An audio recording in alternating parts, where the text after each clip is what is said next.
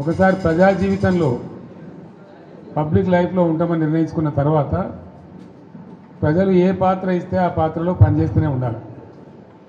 అది రాజకీయ నాయకుని యొక్క రాజకీయ కార్యకర్త యొక్క లక్షణం అయి ఉండాలి. అదే నిజమైన రాజకీయం. లేకపోతే రాజకీయాలకు ప్రజా జీవితానికి అసలు అర్థం లేదు, లక్ష్యం కూడా లేదు. అది గుడ్డెద్దు చేనులో పడి మేసినట్టుగా ఉంటుంది. ఇది ఒక నిరంతర ప్రక్రియ.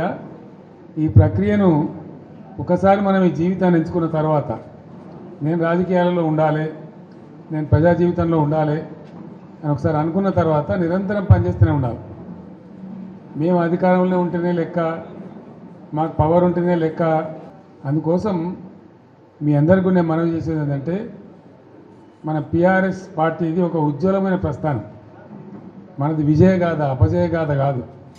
ఇవ్వడున్నారండి 2000 సంవత్సరంలో తెలంగాణకు మర్చిపోయినాం కదా మనం అందరం కూడా. ఎక్కడ తెలంగాణ, ఏం తెలంగాణ? నన్నే అన్నారు చాలామంది, తెలంగాణ పోదాం రారంటే క్యా దుకాణంలాగా సాబ్ అని మాట్లాడింది. అంత దారుణంగా మర్చిపోయింది. కంప్లీట్ బానిసలం అయిపోయినాం కదా ఆ రోజు. మన భాషను మాట్లాడడానికే భయపడే రోజులు అది. మన సొంత మాతృభాషను బషీర్బాగ్లో కాల్చివేయటం ఇవన్నీ జరిగిపోయిన తర్వాత ఒక దశలో ఇంకా లాభం లేదని ఒక పిడికెడు మందితోని ఆనాడు చంద్రబాబు నాయుడు ప్రభుత్వం ఉండే రాష్ట్రంలో అతని చేతిలో 29 మంది ఎంపీలు, 185 ఎమ్మెల్యేలతో గెలిచిండు. 20 ఏళ్ళు రాజ్యంలో ఉంటా అంటాడు. పేపర్లు, మీడియా అంతా ఆయన చేతుల, సినిమా పరిశ్రమ వాళ్ళ చేతుల, మొత్తం పరిశ్రమలు వాళ్ళ చేతుల. వాళ్ళు గీసిందే గీత, వాళ్ళు రాసిందే రాత. ఆనాడు నేను తెలంగాణ రాజకీయం మొదలుపెట్టిన. ఎంత ధైర్యం కావాలా? చిన్న విషయమేనా? ఆ రోజు మొదలుపెట్టి కొట్లాడితే అద్భుతమైన విజయాన్ని సాధించి మనం తెలంగాణ సాధించుకున్నాం. తదనంతరం 10 years కూడా ఉజ్వలమైన పరిపాలన చేసినాం మనం. ఏ ఒక్కరిని వదిలిపెట్టలే. సరే, ఓట్లు వచ్చుడు రాకపోవడం పక్కన పెట్టండి. ఓట్లు మనకు మొత్తమే రాలేదని కాదు.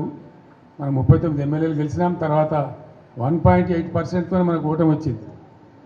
నేను 100కు 100% నాకున్న అనుభవంతో చెప్తా ఉన్నా. మనం ఏం పెద్ద గొడవలు బట్టి కొట్టేది లేదు, గడపలు బట్టి తవ్వేది లేదు. పార్టీని పెట్టుకొని ఉంటే చాలు, టార్చ్ లైట్ పెట్టుకొని ఉరికెత్తారు మళ్ళీ మన దగ్గరికి.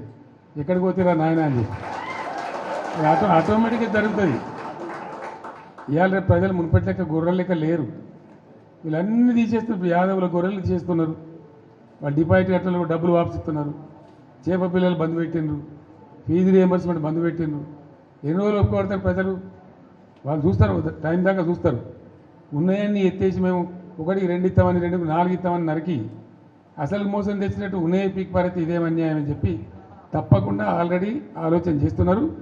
ప్రజల్లో తిరుగుబాటు ధోరణి వస్తుంది. డెఫినెట్గా మంచిగా బ్రహ్మాండంగా మళ్ళీ మనమే గవర్నమెంట్కి వస్తాం. ఇప్పుడు జరిగింది చాలు. ప్రజలకు ఏమైందంటే అక్కడక్కడ ఇప్పుడు వస్తున్న అనుభవాలు కఠినంగా ఉన్నాయి. ఇక చాలనుకుంటారు. మళ్ళీ తప్పిపోయి కూడా కాంగ్రెస్ కేంద్ర బాబు అనేటువంటి అభిప్రాయానికి వస్తారు. కాబట్టి మనకి ఏం ఇబ్బంది లేదు. ఇప్పటిదాకా జరిగింది కూడా బీఆర్ఎస్ విజయగాథనే. ఈ పీరియడ్లో కూడా మనం పనిచేస్తూ ఉండాలా. తోచినంతలో ప్రజలు ఎంబడి ఉండాలా. ప్రజల సమస్యలలో వాళ్ళు ఎంబడి ఉండి పోరాటం చేయాలా. మీకు ఏదైనా మంచి చెడ్డ అయితే పార్టీ చూసుకుంటుంది. పార్టీ మీకు అండదండగా ఉంటుంది. మీరు ఇంత పెద్ద ఎత్తున లార్జ్ స్కేల్లో మహబూబాబాద్ నుంచి, కొంత మన మేడ్చల్ నుంచి, మన నల్గొండ జిల్లా నుంచి నాయకులందరూ వచ్చినారు.